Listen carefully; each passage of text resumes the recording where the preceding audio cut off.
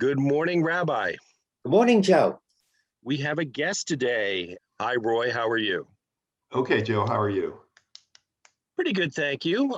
Of course, a very serious issue these days is gun violence. On all sides, people are worried about the proliferation of death by firearm. And this is something I think that, Rabbi, you can offer quite a bit of information about. But Roy, let's start with you. One of the first terms I think we need to address is ghost guns. Can you define what a ghost gun is for us, please? Sure. So the ghost gun is put together at home. You're manufacturing it yourself. So you're buying the components and then manufacturing it yourself at home. Manufacturing may be a little different word. You're really assembling it. When I think of manufacture, I think of making. No, actually, that for the that metal is, in a mold. But you're you saying know, Joe was looking to buy the parts, just like making a car. You go to the junkyard, you pick up the parts, right. So and you the assemble it. ATF actually calls that manufacturing. They do. So Okay, that's a technical term, yeah. But in a ATF, sense, what we're doing is we're looking for the parts. We're taking them home, right. like Legos or an erector set. When you buy a shotgun, for example, you can take it apart and put it in a case. And then when you use it, you have to put it back together. Is that different? If you go out and you want an SBR, you have to apply for a federal stamp, and that federal stamp, what happens is you get that lower has to be engraved with the manufacturer. You know your name on that piece. You're the manufacturer. It's playing with some words, but I'm just telling you what I know. All these regulations and rules are designed to protect, identify, and otherwise avoid misuse. Rabbi, do you think that is the key to all this? I think you just hit it. And one of the problems is a lot of the laws, a lot of the discussion really doesn't accomplish the goal that you're outlining. It's regulating the lawnmower and not the operator. It's regulating the automobile and then saying, well, anybody can drive it if they can reach the pedals, or even if they can't, you put blocks on the pedals, rather than focusing on the operator. And so I think we want to bring our conversation over to not the federal stamp, not you have to go through a checkpoint or whatever. We'll talk about that. It's not about the item itself. It's who has access, what training does the person have? But I think, Roy, before we even move into that, we have to we have to acknowledge that in the Heller versus the District of Columbia in 2008, that Supreme Court decision said that an individual has a constitutional right to keep a weapon for self-defense. And I like that as a starting point, because I've heard people still debating the Constitution. Well, until we get another Supreme Court ruling, we're not going to, we're wasting time if we debate that decision. Okay? So the decision stands that we have a constitutional right to have firearms to protect ourselves. Okay? So now we have something, a constitutional right, which is different from driving a car or becoming a plumber. There's no constitutional right to try to have a car or to be a plumber. This is a matter of the law, not our Constitution. So I'd like to bring us around then to what would be reasonable in terms of having individuals have weapons. And I want to start us with, I think it's silly because Roy's talking about short barrel, long barrel, 28 inches, as if size matters.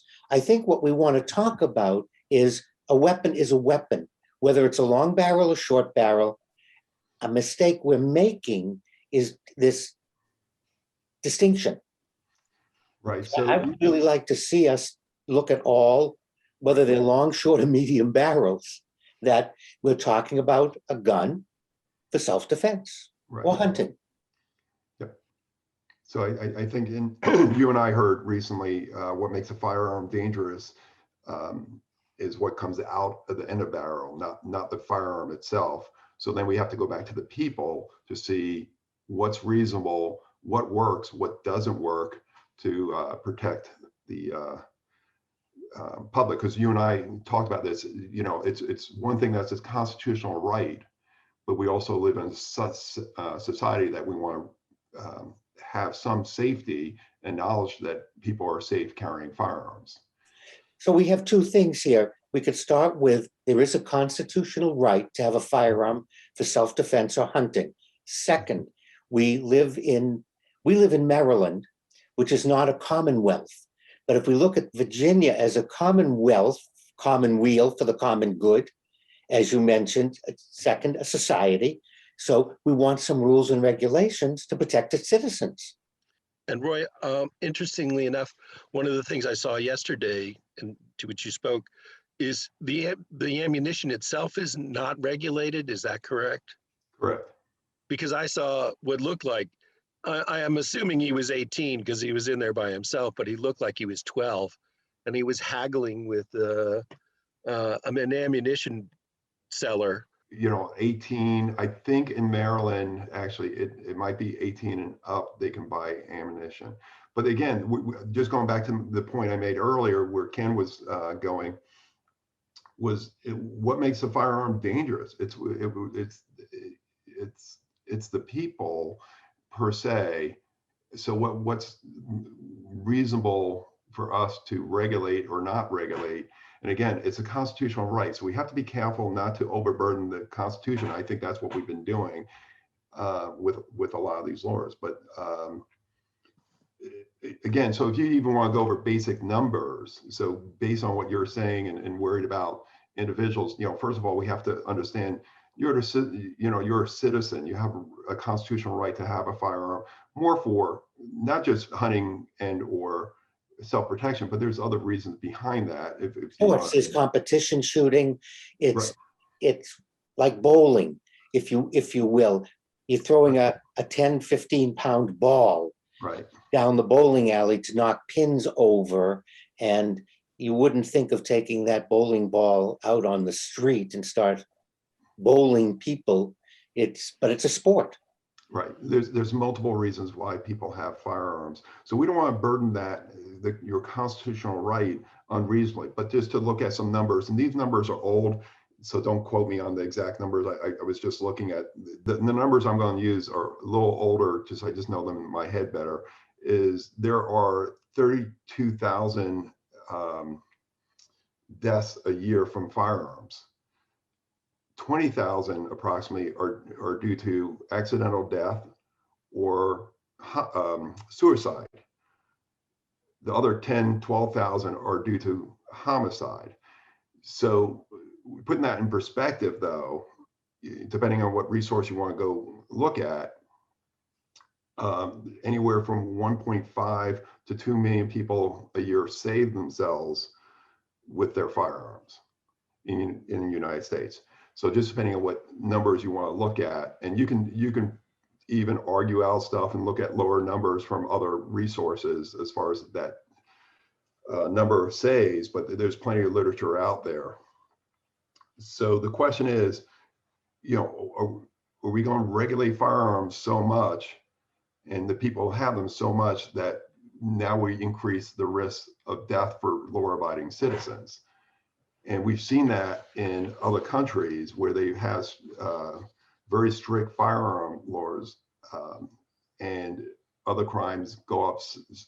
Roy, let me stop you for a second. Yep. A lot of times, like with the statistics, we're looking at purchasing, at the nature of the firearm.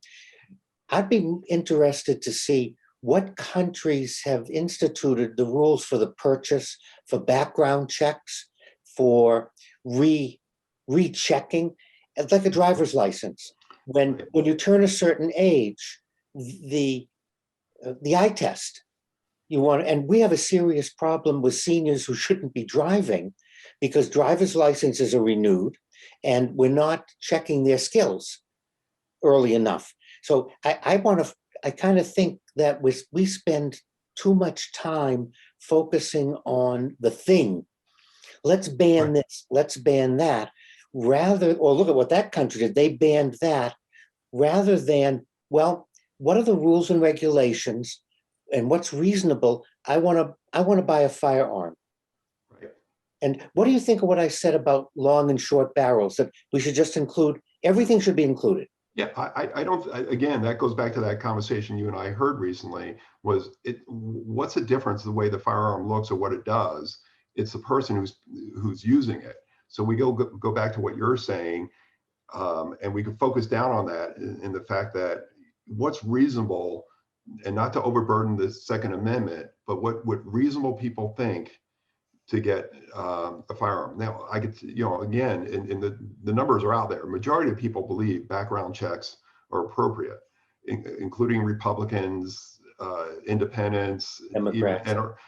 So I think that plenty of people. The problem that you have right now is the NICS system, the National Instant Criminal Background Check, and the problem with that, as we've seen, is it, in 2007, it was the Congress passed laws to fund it, but Congress never came up with the money.